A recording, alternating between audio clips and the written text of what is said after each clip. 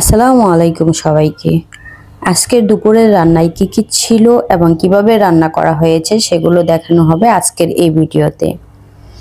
তো চলো শুরু করি। প্রথমেই দেখে নিব পোলাও রান্না। পোলাও রান্না করার জন্য প্রথমে চালগুলো ভালোভাবে ধুয়ে সেটা থেকে পানি ঝরিয়ে নেওয়া হলো।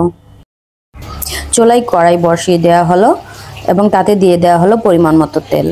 তেল গরম হয়ে আসলে তাতে দিয়ে দিব বেরেস্তা করার জন্য পেঁয়াজ কুচি। পেঁয়াজ কুচি দেওয়ার পর কিছুক্ষণ নেড়ে চেড়ে সেটাকে ভেজে নিব।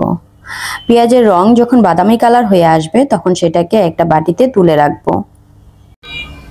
পেঁয়াজ তুলে রাখার পর যে তেল রয়ে গেছে কড়াইয়ে সেই তেলের মধ্যে দিয়ে দিব চালটাকে কিছুক্ষণ ভালোভাবে নেড়ে ছেড়ে একটু ভেজে নিব এবং তাতে দিয়ে দিব লবণ, দারুচিনি, এলাচ, তেজপাতা। চালটা ভাজার জন্য ক্রমাগত নাড়াচাড়ার উপরে রাখতে হবে, না হলে কড়াইয়ে লেগে যাওয়ার সম্ভাবনা থাকবে। যখন হালকা ভাজা হয়ে যাবে তখন তাতে দিয়ে দেব আগে থেকে গরম করে রাখা গরম পানি। গরম পানি দিলে চালটা ফুটতে সুবিধা হয়, সেজন্য পোলাওয়ে সবসময় চেষ্টা করবেন গরম পানি ইউজ করার। এবার দিয়ে দেওয়া হলো ব্লেন্ডার করে রাখা আদার পেস্ট, পেঁয়াজের পেস্ট।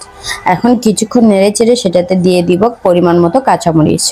কাঁচামরিচ মূলত ফ্লেভারের জন্য দেয়া, তো সেটা যে যেরকম খেতে পছন্দ করেন সেই রকম ঝাল অনুযায়ী দিবেন। এখন ঢাকনা দিয়ে ঢেকে রেখে দিব, সিদ্ধ হওয়ার জন্য অপেক্ষা করব। এই পর্যায়ে আমাদের চুলার আঁচ থাকবে কিছুটা ঝিমানো। 10-15 মিনিট পর ফিরে এসে দেখা গেল যে আমাদের পোলাওটা হয়ে গেছে এবং আজকের এই পোলাওটা বেশ ঝরঝরে হয়েছে। পানির পরিমাণ ঠিক ছিল, সেজন্য পোলাওটা বেশ ঝরঝরে হয়েছে। ভেজে রাখা পেঁয়াজের বেরেস্তাগুলা এবার পোলাওর উপরে ছিটিয়ে দিব। এবার রান্না করা হবে মুরগির কোরমা। তো রান্না করার জন্য মুরগির মাংসগুলো ভালোভাবে ধুয়ে নেওয়া হলো। এদিকে কড়াই বসিয়ে দেওয়া হলো এবং তাতে দিয়ে দেওয়া হলো কোরমা রান্না করার জন্য পরিমাণ মতো তেল। তেল গরম হয়ে গেলে তাতে দিয়ে দেব পেঁয়াজের পেস্ট, আদা রসুনের পেস্ট, পরিমাণ মতো লবণ এবং এখানে আছে দারুচিনি, এলাচ এবং গোলমরিচ। সঙ্গে আরও দিয়ে দিব কিছু তেজপাতা।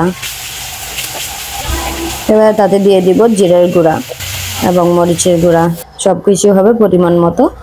এখন ভালোভাবে নেড়েচেড়ে ভেজে তাতে দিয়ে দেব ধুয়ে রাখা মাংসগুলোকে একটু নাড়াচাড়া করে ভালোভাবে মশলাটাকে মিশিয়ে তাতে ঢাকনা দিয়ে ঢেকে রেখে দিব।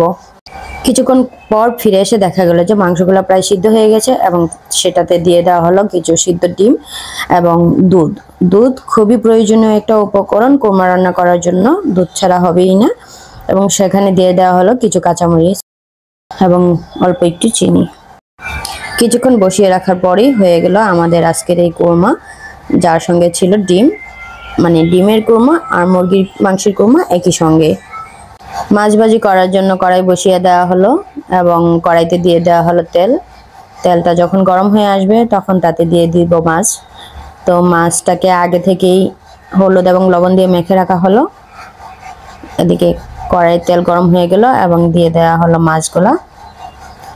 মাছের এক পাশ ভাজা হয়ে গেলে উল্টে আরেক পাশ ভালোভাবে ভেজে নিব এবং উল্টে পাল্টে ভাজা হয়ে গেল আমাদের এই আজকের মাছ ভাজা। তো আজকের আমাদের দুপুরের lunch menu ready, korma, pulao, ডিম, মাছ। তো ভালো থাকবেন সবাই, সুস্থ থাকবেন, আল্লাহ হাফেজ।